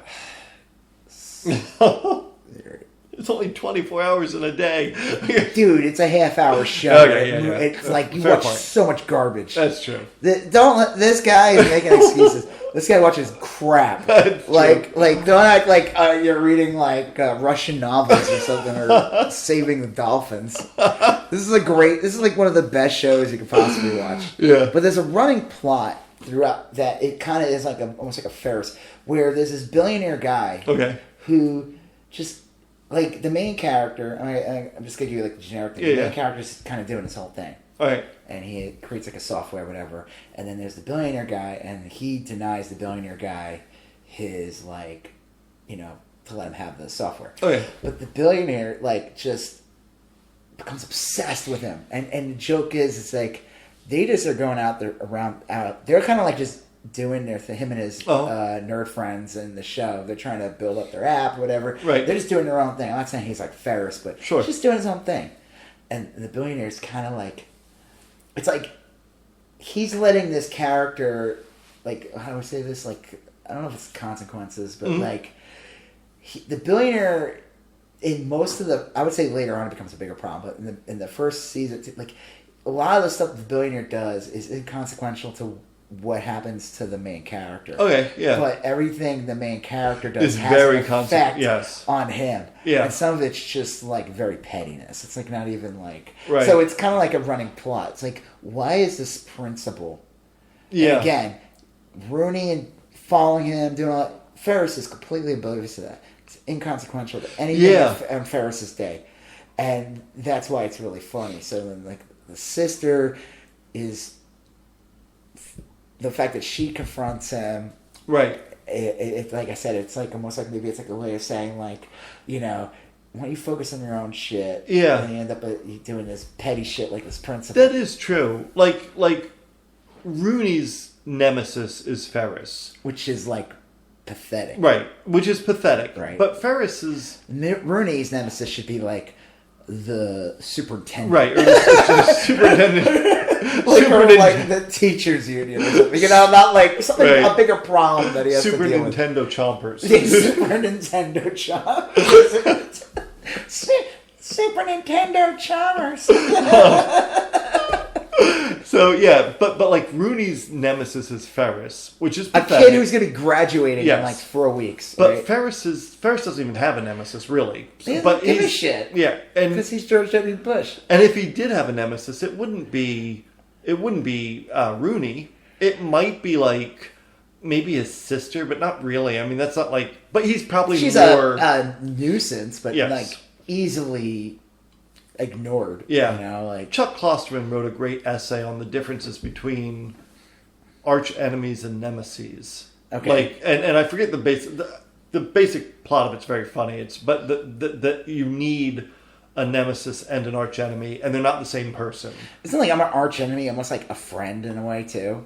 Yes, I think it's like a weird best friend. Yeah, something like that. I forget which one was which. Joker to Batman. Yes, like, and but I think he even used that example. The Penguin's just a nemesis of Batman. Yeah, it's not really his arch nemesis. Right. He's never like similar.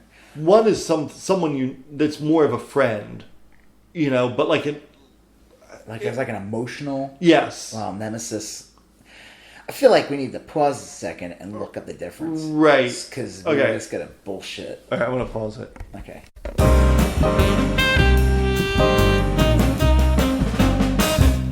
All right, so I did look up the Chuck Klosterman article, and it was called, I think it was in Esquire back in 2007. It's called The Importance of Being Hated.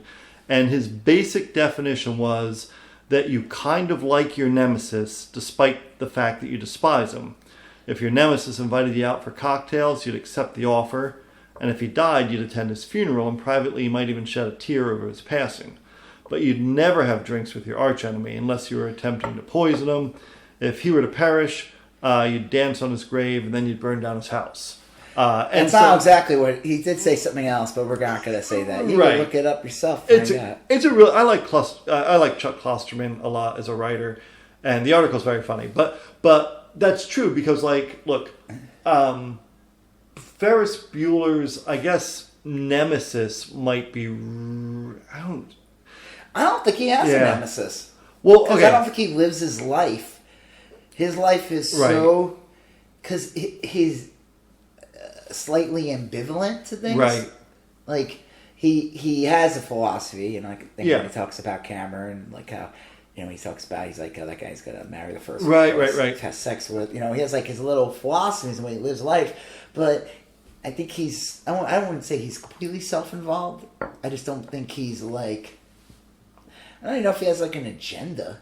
He's like just a force of nature. He's id. You know, he's like he just is. And I think, like, that on the surface could sound like, oh, that's not bad, but that could also be bad. Because, it's just a real juvenile way of living. There's nothing wrong with it. Like, when you're a juvenile, that's how you are. Like, when I was... See, when Barbara Bush said that about her son, she wasn't saying, like... He didn't have his finger on the button. He can't help it. It's not his fault that he's a war criminal. Right. Well, when you're 16 or 17 or 18 or however old Ferris Bueller is supposed to be...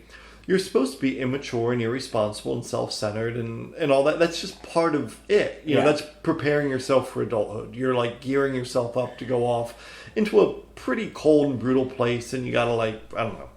But like... He also reeks of what we would call white male privilege. Yeah. Well, he does. We talked about this a little bit via text today. Like, now I know people will be listening and be like, well, wait, you're two white guys.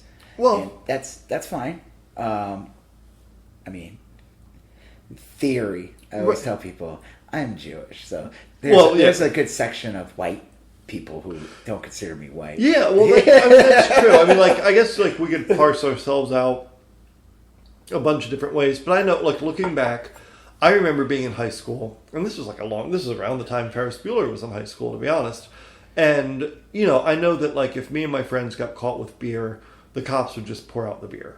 You know, they probably don't do that anymore, but, like, we got in, like, minor Boys trouble. will be boys. Yeah, I mean, it was like that, you know, and it was pretty Ferris rare. will be Ferris. He's just Ferris. Yeah, He's just being he's Ferris. just Ferris, you know? He's Ferris. Burn down the house. Right. He's just Ferris. Well, Ferris did a lot of stuff, and he kind of got away with it through privilege. Look, all these characters are very wealthy.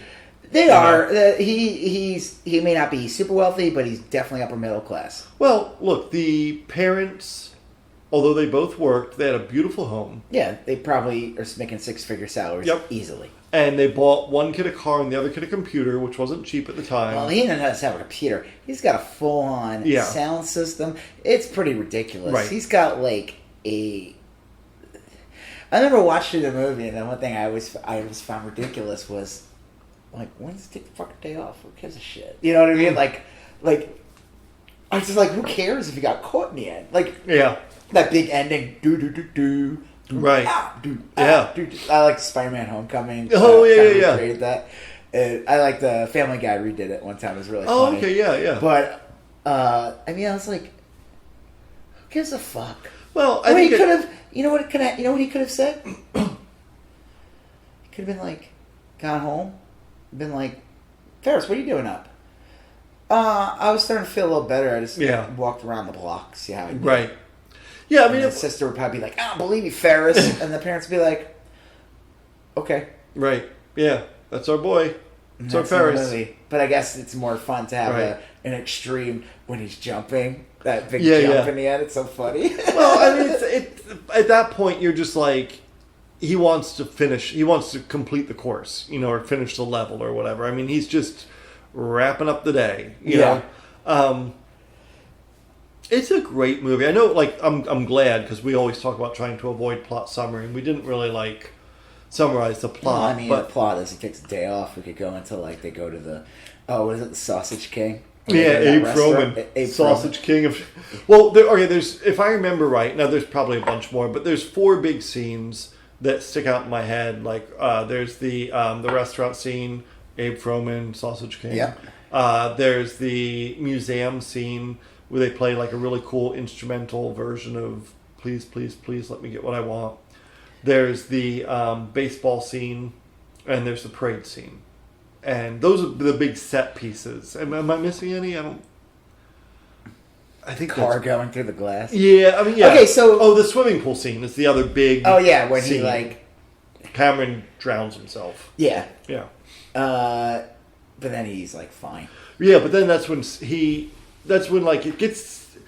It's a weird scene because like it feels serious. Like there's no fun anymore right then. Yeah. You know, you're like, oh, you all of a sudden you remember like, oh yeah, Cameron's dad sucks, and oh yeah, Cameron's probably going to get fucking reamed over the coals for this Ferrari theft. And because they're trying to reverse the miles and and like they would. Can you even do that? No. I was like, they're driving it backwards. Right. I was like, wait. That's where you find out they're just dumb kids. Well, I hadn't thought of this before, but like one thing struck me, and this is like a stupid thing. I don't mean to make it sound more serious than it is. Right. But like we were talking like, is Ferris smart or not? And I was like, I don't think Ferris is that smart, because in the very beginning he's like, John Lennon said, I don't believe in the Beatles, I believe in me, and we should trust him because he was the walrus. And I know it's stupid, but I'm like, John Lennon wasn't the walrus. John Lennon was the Eggman. The walrus was Paul. They established that clearly in Glass Onion on the White Album. So it was like, and I'm thinking like, sure. And at first I was like, oh, that's an error or whatever, you know, like they didn't vet that right. But then I was thinking like, no, it's probably just Ferris like spouting off shit and not really thinking about it or knowing what he's talking about. Because John wasn't the walrus. Paul was the walrus. I Anybody who's wouldn't like, know. well, anybody who's like, not a passing knowledge of the Beatles, but anybody who knows the Beatles would tell you that. Nerd alert. I'm literally pushing my glasses up my nose as we speak. I don't know that the John is As established on the way.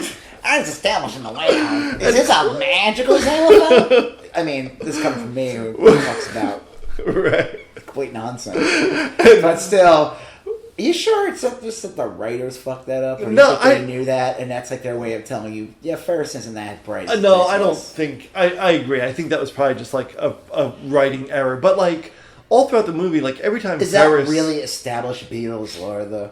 That Yeah, 'cause, like, is the Eggman. because John Lennon says, "I am the Eggman. We are the Eggman. I am the." But it's unclear. But then who could chew? Subsequent to that, a couple albums later on the White Album, there's a song called Glass Onion, and Just a reminder, and I am the Eggman. they establish that the lyric is right in there. The walrus was Paul, and so I mean, come on, that's like a primary source. But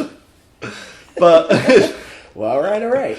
but then like the other thing with like we're gonna put the car in reverse to reduce the that doesn't work. That was like a little nod to remind the audience that they're kids. they're fucking kids. Yeah. Like we're watching them and they're doing all these things. They're going to like high class restaurants.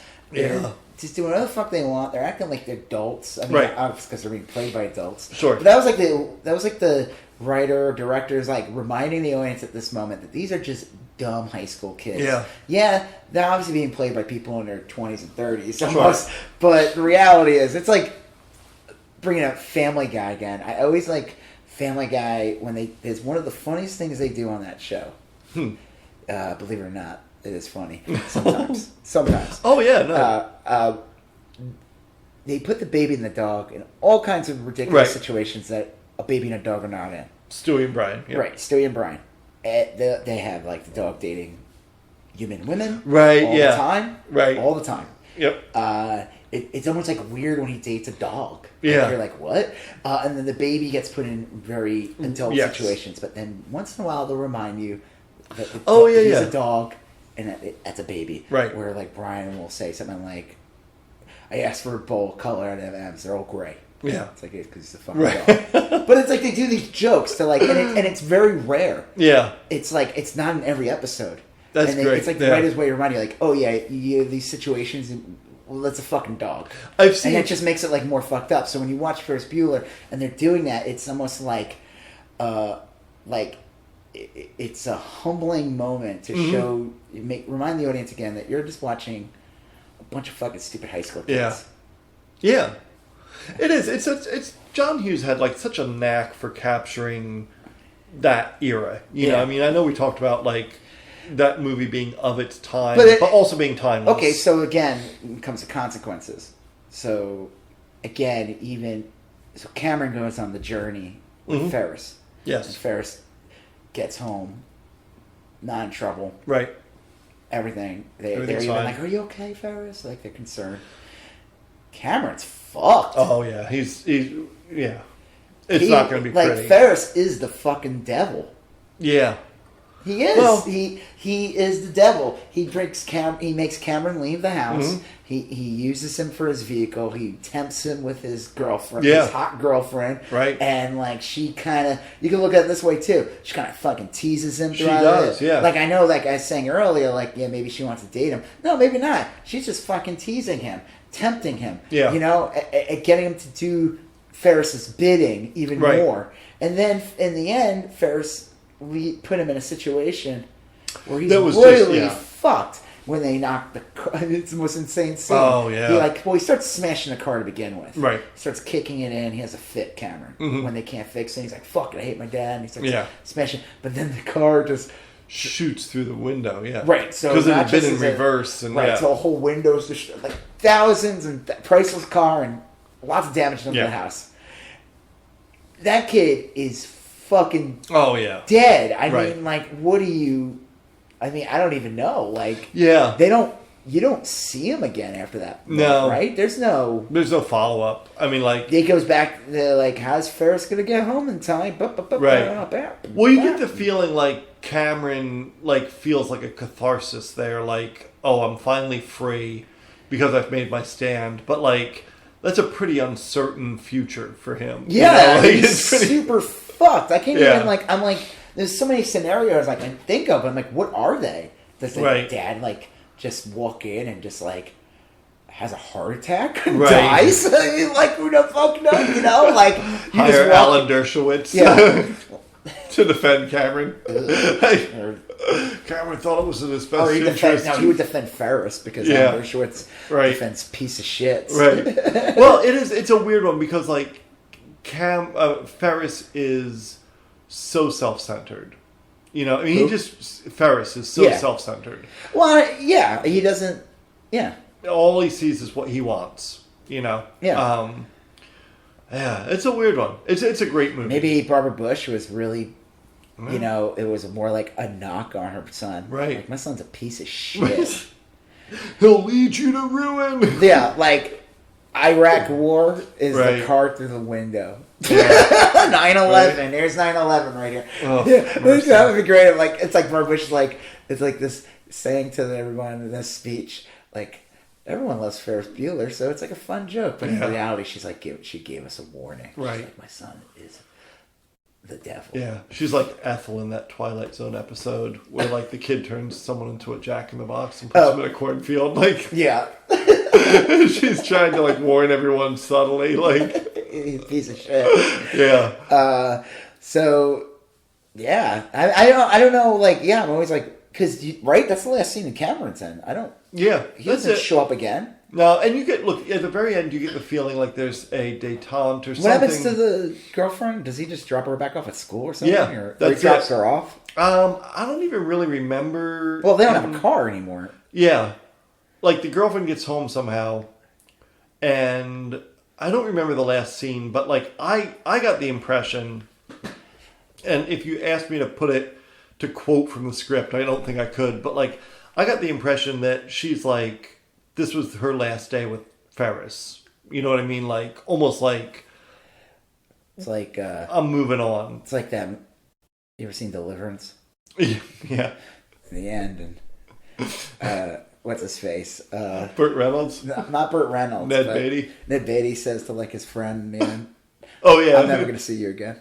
Right. He was the one who got effed in the butt by the... what happened to Appalachia stays in Appalachia. Yeah, I've never seen that movie until years later, and I finally watched it, and man, that movie is brutal as fuck. It is.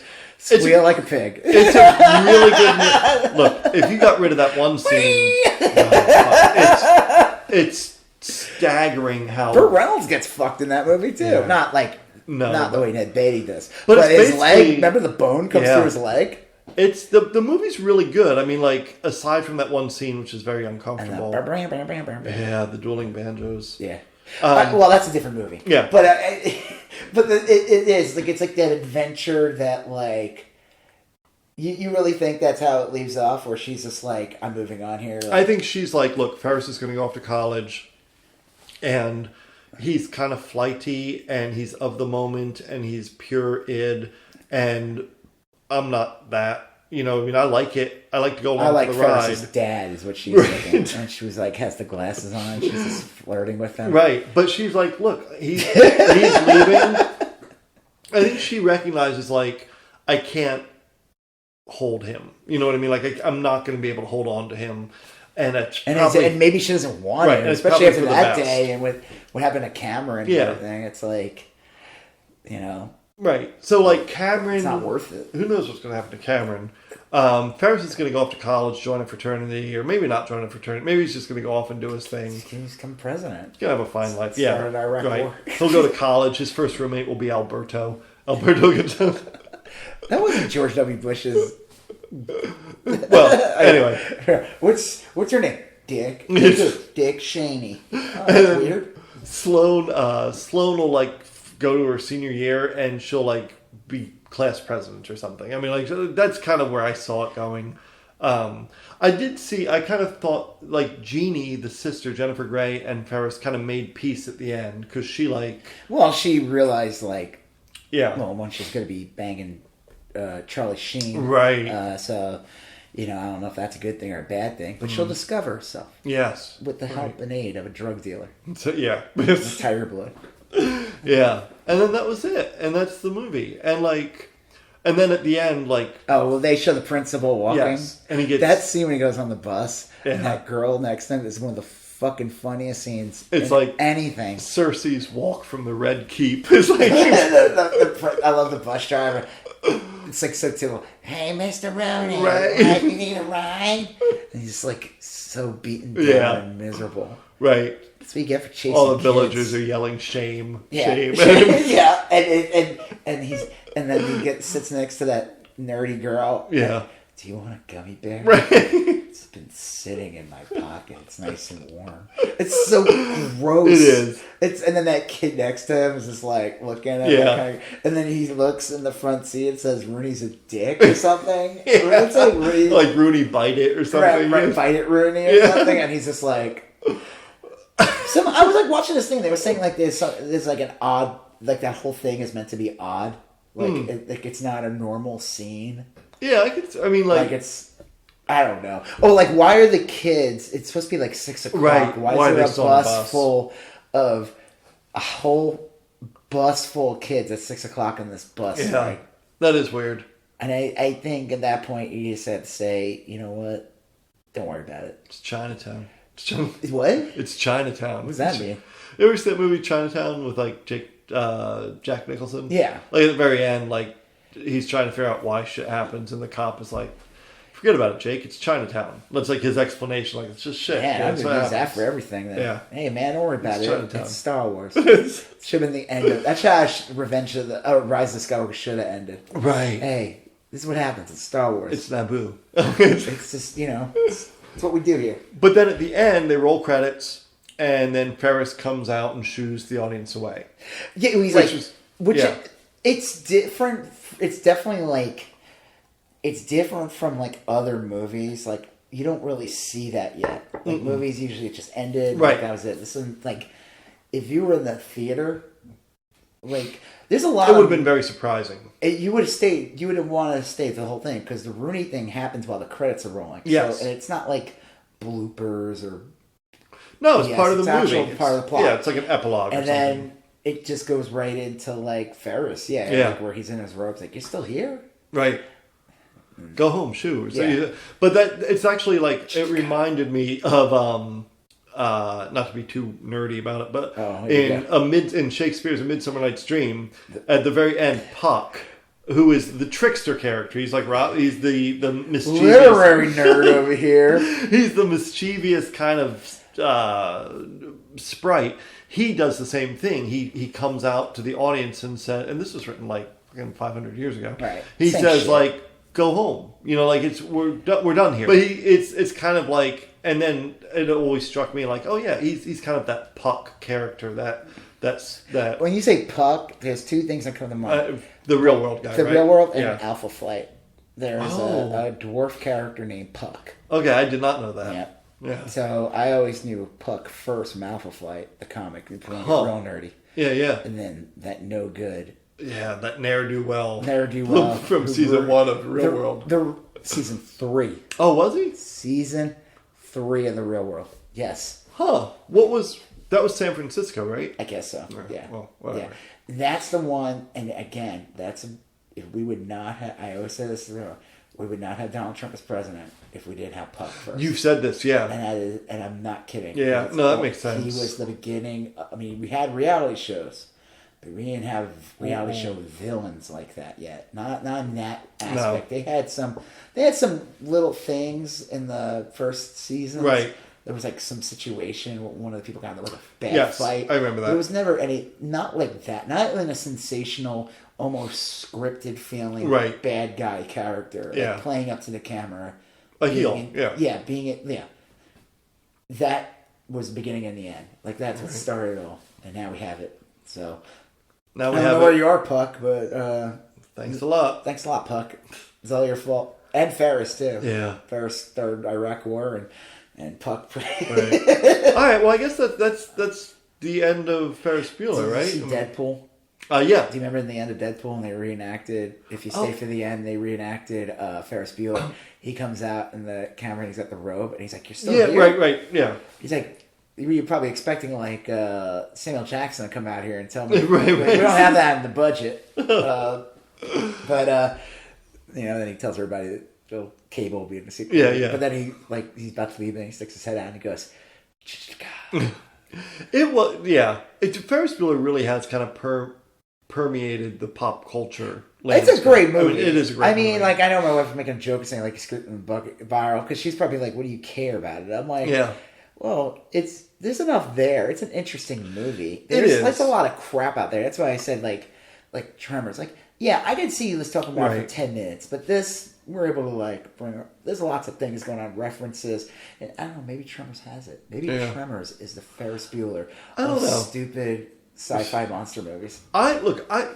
Ferris Bueller, I thought was like it really impacted me a lot. But it's no Mannequin 2 on the move.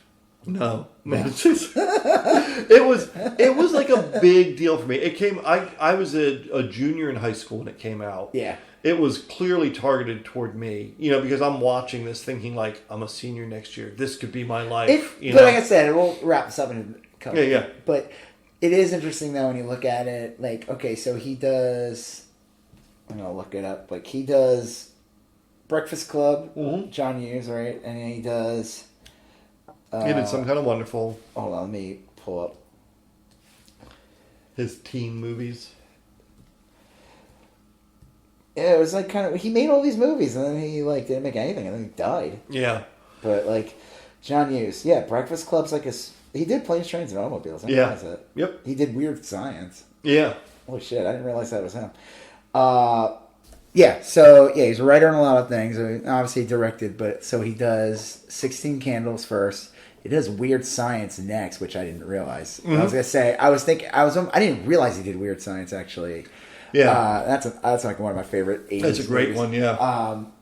But he does that one, and then I'm saying though, if you look, let's say take Weird Science out of the picture, sure, but you compare, because that one's so fantastical. It is. Like, Ferris Bueller is like scenario wise, it's a little more fantastical. It's still grounded. Oh yeah. Everything could really happen. Weird Science is Weird Science could not really happen. No, it's fit. Well, I mean, you can make a robot. And that yeah, but like a god that could do anything. Sure. Yeah, the movie's ridiculous. Yeah.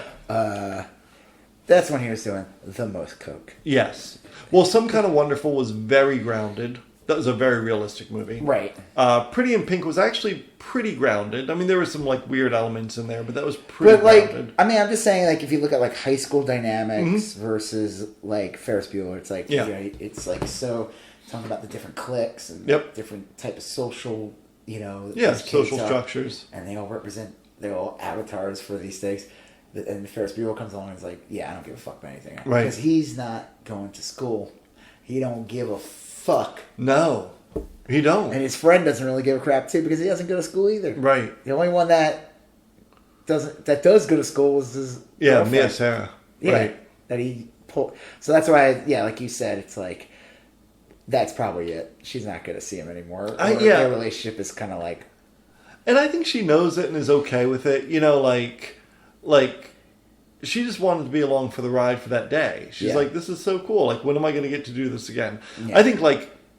I think Cameron has a real clear idea of what his future entails. Yeah, maybe it's not great. He's going to be killed by his dad. I think Mia Sarah has a real clear idea of what her future holds, and it's probably pretty good.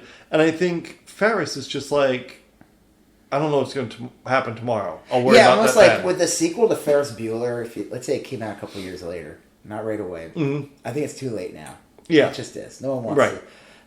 I like Matthew Broderick. I like when I see him in things. I thought he was great in this like show on Netflix about like, it was like an apocalypse show. Oh. It's really good. He's like the villain in it, and it's like... Really? Yeah. Shit. I don't remember I want to look up the name and talk about it. But like, he... Sorry. He's good in a lot of things. Is he still married to that Sarah Jessica Parker? Did they divorce? I don't think so. That was a long time ago. Oh. But he's like, I don't want to see him play that role again. Right. It's funny. Everyone, when they saw that commercial with him, and everyone was like, got excited that they were Mexico. It's like, no, it's funny because it's like ridiculous. Yeah. It's ridiculous to have him. He's not that person anymore. Right. Look, presumably, I know he wasn't 18 at the time, but a presumably 18-year-old Matthew Broderick doing those things, very funny and charming. Daybreak was the show. Oh, okay. And he's like the main villain. And is that like a vampire apocalypse? It's like a zombie apocalypse type thing. I saw the first episode. Okay. It was really good. It gets even there's some parts it drags, but he's so good in it. Is that where the kid? It starts out with a kid, and he moved into town and yes, and then he Then the apocalypse happened. Yeah, and it's based off a graphic novel, right? I guess so. Okay. I don't know. Yeah, I'll go back. I watched the first episode. I liked it a lot. I don't know why I didn't go back. Right. But, yeah. Well, I don't know what the fuck I was going to say. Yeah. Well, you're talking about cliques in high school and John Hughes. Well, no, I'm just saying the movie doesn't care. Yeah. And at the same time, it's the same thing. I don't want to see if they did a sequel, maybe it's almost like the sequel would be depressing because maybe like Ferris would now be in a different situation where, like I said, you go to college, right, and he bombs out of college. Yeah. And he fails. He wastes all his parents' fucking money. He fucks off. He doesn't go to school. Yeah. It's revealed, like you said, it's revealed that he isn't as bright as we think he is. Right. And his antics don't, it's like he's getting older. It doesn't fly then, they don't work as well. It's like, the older they get, the cuter they ain't. Yeah. I think Bo said that. That's what I tell my son every day. Right. He's cute. Stay gold, pony boy. Yeah. They keep those cheeks are chubby. Yeah, right. Well, it's true. But you know what's funny? Actually, we'll wrap this up. Another John Hughes movie. I don't know if he directed it, but Home Alone. He didn't direct it. He wrote it. Right. He wrote it, and Chris Columbus directed it. They're very similar characters. Yeah. Kevin and Ferris are like. Kevin is like a young Ferris. Yeah. Different family dynamic, but doesn't he kind of break the fourth wall too? Yeah. Well, you're right, and you said we were texting about this earlier, and all the adults in Home Alone are kind of incompetent and not in a different kind of way, but it's the same. It's the same dynamic. They're very similar characters, different situations. But I was like, wow, Kevin is like. I made a joke and said that Kevin is like Ferris if Kevin was taken away from his parents for neglect. Yeah, they lost him twice, and now he's in this new family, which would explain why Janie resents him so much, right? Because he's this adopted kid, that came along later in life. Ooh, that would all make sense. Kevin is Ferris. That's much more plausible than what I suggested. Is that Kevin grew up to be the kid from What About? Or We Need to Talk About Kevin. Which was you thought that's what I meant when I kept saying Kevin, and you're like, that movie, What About Kevin? I'm like, no, not that. Did we talk about that before? We mentioned that movie before, I thought so. And I brought up how I don't like that movie. It's terrifying. I don't like it because I don't like the fact that, you have like... Oh, we talked about it in the gun episode. When we did our gun episode. I said that I felt like it was like, maybe in the story or something, but like, he goes in with an archery and kills the kids, and I'm like, yeah, that's great and all, but like, that's not... Like, as a critical analysis on our society and what every day, like, the whole plot is like the life of a mom of the kid who does that. I'm sorry, that kid is using a machine gun or a gun. Right. Like, no, that took a dark turn. It did. And then, talk about Ferris Bueller's Day Off. Let's end it on a high note. Oh, yeah. Oh, yeah. Bow, bow. I'm Rob Israel. I'm Joseph K. And you still going on about that. Thank you for listening to You Still Going On About That. Please like, comment, share, and if you haven't done already, please follow us on Instagram, YSGoat, Facebook, YSGoat, and Twitter, YSGoat. Thank you, and have a great day.